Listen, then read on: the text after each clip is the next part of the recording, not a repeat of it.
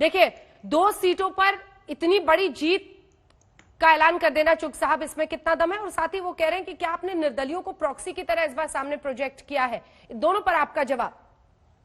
फिर ऐसे बहन, हाँ बहन, ऐसा है कि 280 सीटें हैं जम्मू कश्मीर की और 20 डिस्ट्रिक्ट्स हैं।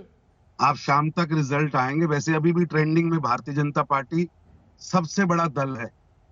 जो मेरे पास अभी जानकारी है, हम 40 सीटों पर आगे हैं। 38 सीटों पर गुपकार गैंग जो 4 पार्टियां मिलके आगे है, और 12 या 14 सीटों पर कांग्रेस आगे।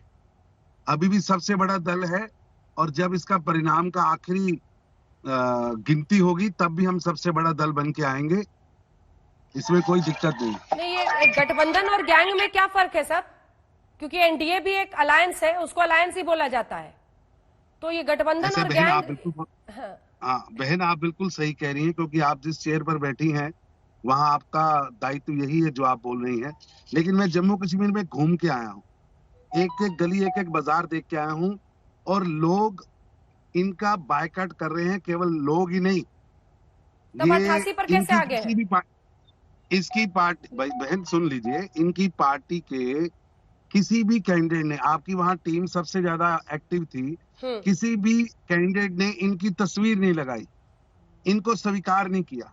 अब जो चिर विरोधी हों, लगातार आपस में लड़के आगे बढ़े हों, जिन लोगों ने आज तक की पॉलिटिक्स में एक दूसरे का विरोध किया हो, वो लोग इकट्ठे होकर भी आज नंबर 1 पे नहीं पहुंच पाए। अगर आज आप देखेंगे, आपने बीजेपी पीडीपी अलायंस की याद ताजा कर दी। जब पीडीपी थी तो आज पीडीपी भी नहीं है और आज एनसी भी नहीं है।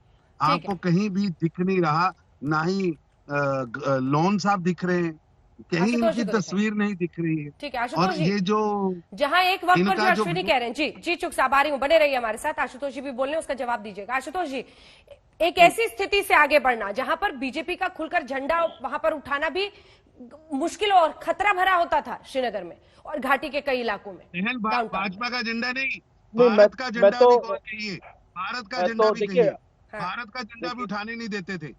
और अभी इसी महीने, 1 महीना पहले महबूबा जी ने कहा कि कोई झंडा उठाने वाला हाथ नहीं मिलेगा, और मैंने वहां पर डल लेक में आप साथ थे तब उनका मिजाज नहीं समझ पाए थे क्या? है जी, आप जब साथ थे अलायंस में तब उनका मिजाज नहीं समझे थे? बिल्कुल बिल्कुल बिल्कुल। आपको पता नहीं था महबूबा मुफ्ती की क्या आइडियोलॉजी है?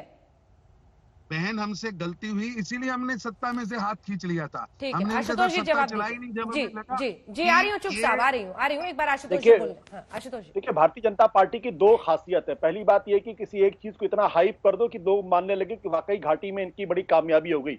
140 में से 2 सीट जीते, वो भी 70 साल के बाद, और वो भी विधानसभा का नहीं, लोकसभा का नहीं, और उस पर ये मिठाइयां बांट रहे हैं। तो मिठाइयां बांटे, उसमें कोई दिक्कत की बात नहीं, लेकिन उसका एक उल्टा पहलू की बात कर रहे हो, जो मुझे बोल रहे थे। आप तो बाइकआउट की बात कर रहे थे। आप किस मुंह से बात कर रहे हो? आप तो कहते थे तिरंगा उठाने नहीं चाहिए। आप तो वही हो ना, उनके साथ ही थे ना जो कहते थे तिरंगा नहीं उठाना चाहिए। ठीक है, जवाब सुन लीजिए चुग साहब, बोल ले वो, फिर जवाब दीजिएगा। लेकिन क्या पिछले दिनों आशुतोष जी आप गए हैं, मतलब ये घाटी में आप श्रीनगर, इन तमाम इलाकों में गए हैं? क्योंकि आपने भी अगर देखा हो तो जो वहां पर एक अंडरलाइन करंट है, एक टेंशन है, उसको समझते हुए इस तरह के नतीजे सामने आने को बीजेपी प्रोजेक्ट कर रही है। अश्विनी कुमार भी कह रहे हैं, सबको पता है जो वहां जाते हैं कि खुलेआम इस तरह से झंडा लेकर निकलना भी मुश्किल है कई जगहों पर। ये तरुण चुग जी क्या कहता है, अश्विनी जी कहते हैं, उससे मुझे फर्क नहीं पड़ता। लेकिन इसका एक दूसरा पहलू भी देखिए ना, कि जम्मू रीजन में गुपकार, जिसको गैंग कहते हैं, 20 सीटें वो आगे हैं। तो मैं तो ये कहूंगा गुपकार ने इनके किले में सेंध मार दी है। फिर देखिए, फिर ये पीछे बोल रहे हैं, बोलिए कि शांत रहना सीखिए। जवाब सुन लीजिए फिर बोलिएगा चुग साहब, मैं लूंगी आपसे जवाब, लूंगी। अच्छा बहन, साहब इतना इंपेशेंट मत होइए, इतना इंपेशेंट मत होइए। अभी है इस देश के अंदर लोकतंत्र। मैं कह रहा हूँ क्षेत्र में आम आदमी पार्टी वहां गई थी नमक डालने के लिए। समझाइए बहन को, ये बीजेपी के क्या बहुत छोटे नेता है या बड़े नेता है? ये बहुत छोटे भाई साहब, मैं बहुत जम्मू कश्मीर के प्रभारी है। बोलने दीजिए ना दूसरों को, आपसे बहुत छोटा दूसरों को बोलने दीजिए ना। मैं किसी के साथ मिला नहीं हुआ, किसी कन्हैया कुमार का दोस्त नहीं हूँ, इसलिए छोटा हूँ। सुनिए जरा, थोड़ी तमीज सीख लीजिए। दूसरों को बोलने दीजिए। बहुत छोटा हूँ ना आपसे, आप तो हाँ, नहीं सीखिए। आप थोड़ी सी मेहनत सीखिए, थोड़ी सी मेहनत क्या बोलने दीजिए मुझे। अरे थोड़े से कितने मेहनत तमीज क्या आप बोलने सीखिए। दीजिए मुझे। आप कितने छोटे हैं जानती दुनिया। चलिए वापस बहस पे आते हैं, बहस पे आते हैं, बहस पे प्लीज इसको पर्सनल अटैक मत बनाइए। वो भी जानती है, बोलने नहीं दे रहे मेरे को। कहाँ से निकालेगा वो भी ठीक है, जानती है।